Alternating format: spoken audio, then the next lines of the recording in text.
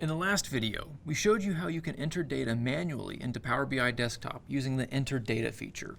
Now we're going to use that same feature to create a measure table in our data to help us organize all the measures we've been building in DAX. Measure tables are just empty tables that we can use to group our measures together. Remember from our discussion of measures versus calculated tables that measures are not bound to any specific tables. We can move them freely throughout our data model by changing the home table setting on each measure. As you create more and more measures, especially measures of different types like time intelligence measures, this will become a very useful technique. Picking up from where we left off, we're going to click the Enter Data button one more time to open up the Create Table window.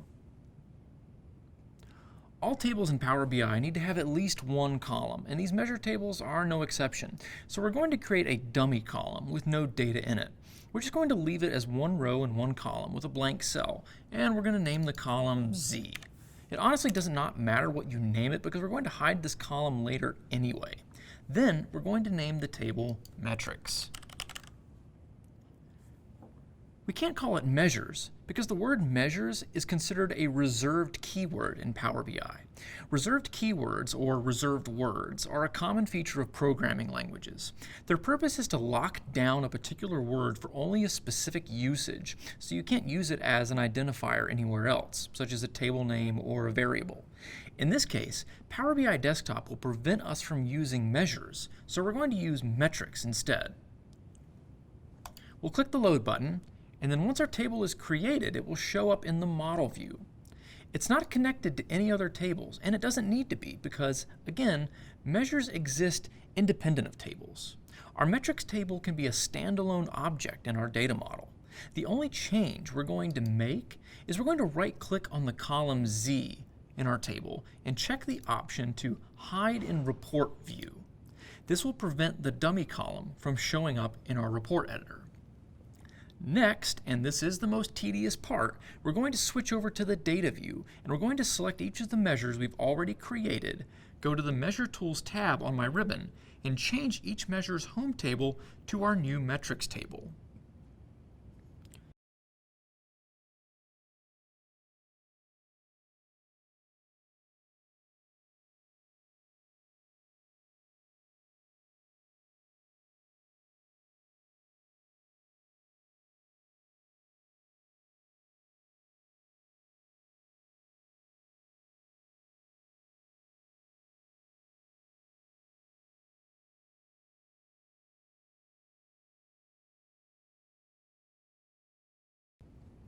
Once we've done that, we can see all our measures grouped in our metrics table.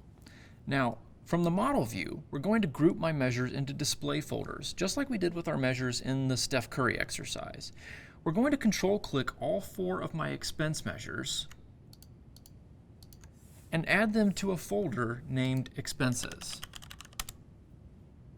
Then we're going to move all 4 of the income measures into an income folder.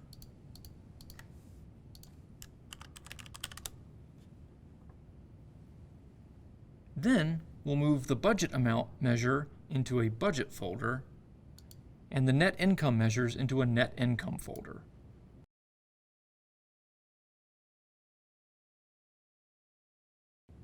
And lastly, we'll move the transaction amount measure into a folder named Base.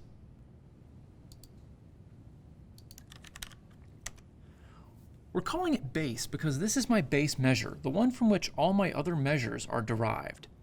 Lastly, we're going to update all my measures so they'll all be formatted in US dollars.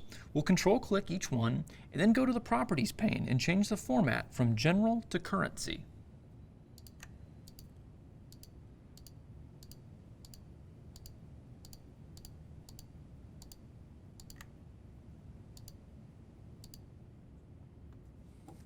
When we're done, the Fields pane should be nice and organized, with each measure grouped together with other similar measures. And this will in turn carry over to the report editor, where my measures are organized and my Fields pane looks a lot cleaner than it did before. You're not required to use measure tables or display folders like we've done here, but it's considered a best practice among Power BI developers because it makes it easier to find measures within large and complex data models with many tables and many measures.